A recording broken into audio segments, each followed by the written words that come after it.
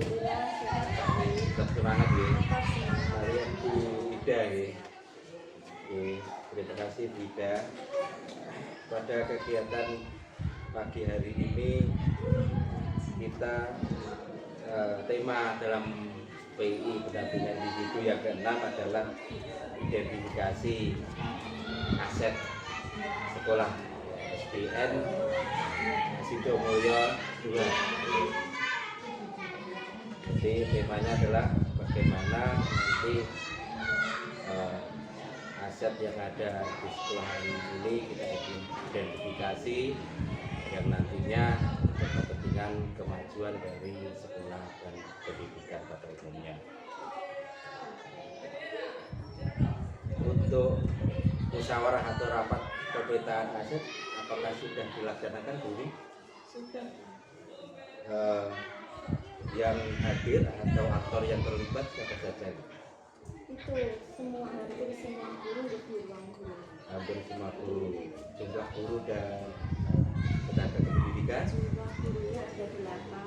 Oke. Terus ada OPS, tenaga pendidikan, sama kepala sekolah jadinya 11 ya.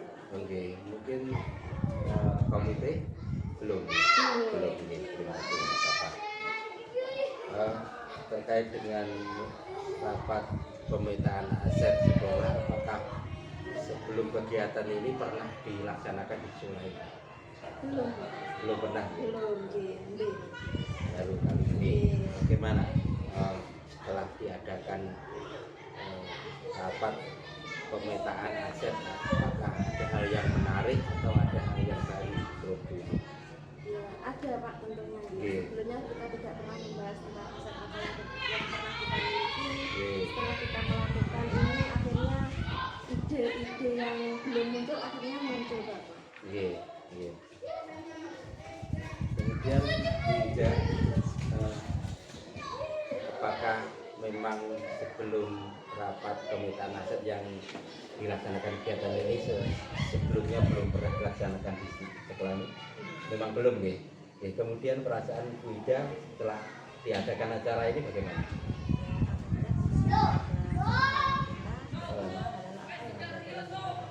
Oke. Terus setelah dilaksanakan identifikasi mulai hal-hal yang umum sampai hal-hal yang terkecil begitu ya. Mungkin harapan kedepannya Bu Ida bagaimana? Baik dari segi bangunan atau dari tenaga pendidikan bisa lebih maju lagi, awal dari segi bangunan yang belum ada bisa ada. Kemudian dalam kegiatan rapat tersebut ini apakah pola pikir dari aktor-aktor atau teman-teman dalam rapat itu sudah mulai berubah atau sudah memahami terkait dengan tujuan dari pemetaan aset ini? Ya, sudah. Bagaimana? Ya itu seperti kados ini model fisik yang awalnya terdapat ini kan belum ada ya Pak di sini ruang guru. Ini sebetulnya kan ruang kelas ya. Akhirnya kita tulis ini sebagai ruang guru.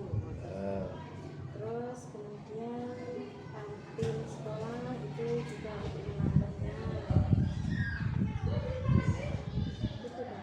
Ya, artinya jadi dalam setelah kita identifikasi, kita gali potensi mulai hal yang besar, mulai dari bangunan maupun aspek-aspek sosial, budaya, agama dan seterusnya, itu pola pikirnya pola pikir positif, artinya pola pikir aset yang jika kita melaksanakan kegiatan, misalkan merancang sebuah kegiatan untuk meningkatkan pendidikan misalkan, jadi pola pikirnya bukan pola pikir kita belum punya apa, tapi pola pikirnya kita memanfaatkan aset yang ada gitu kan, seperti tadi karena ruang kelasnya misalkan itu ya kita pakai disingkat dan sebagainya, contohnya memang seperti itu.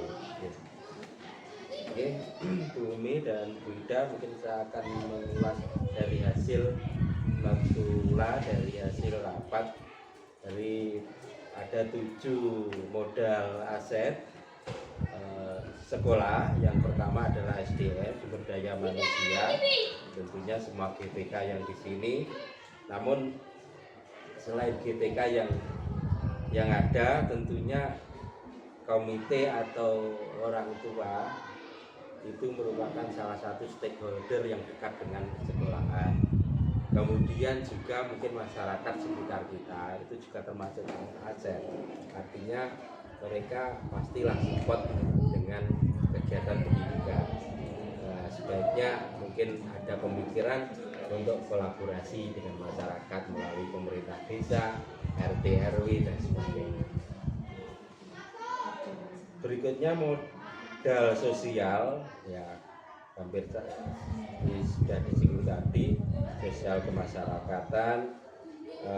Mungkin dalam hal kelas atau pendidikan apapun kita bisa kolaborasi dengan masyarakat sekitar, mungkin puskesmas, karang taruna, komunitas, pemerintah desa.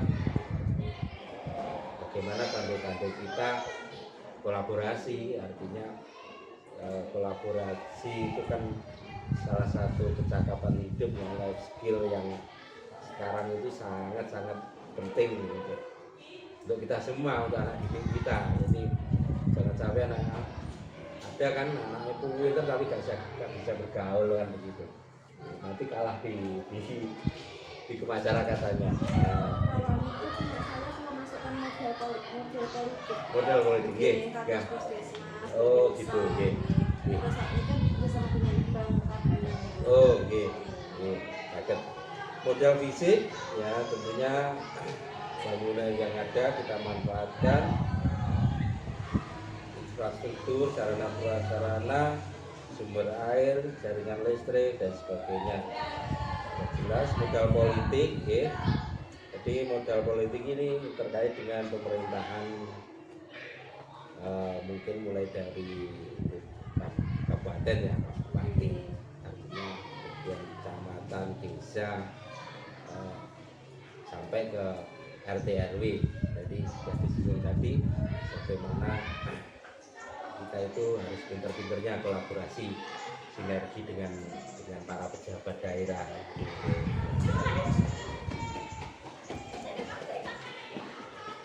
Modal lingkungan alam, SDN 02,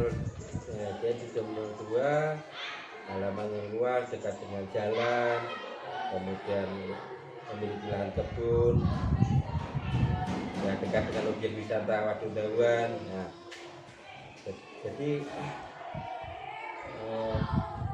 lingkungan sekitar sekolahan itu termasuk adalah aset modal lingkungan alam, mulai dari sawah, ladang, kebun, kemudian ya tadi terlewat mungkin masyarakat sekitar yang mempunyai peternakan, misalnya peternakan kambing, sapi dan sebagainya. Itu kadang-kadang kan sering kan kalau sekolahan-sekolahan bonafit itu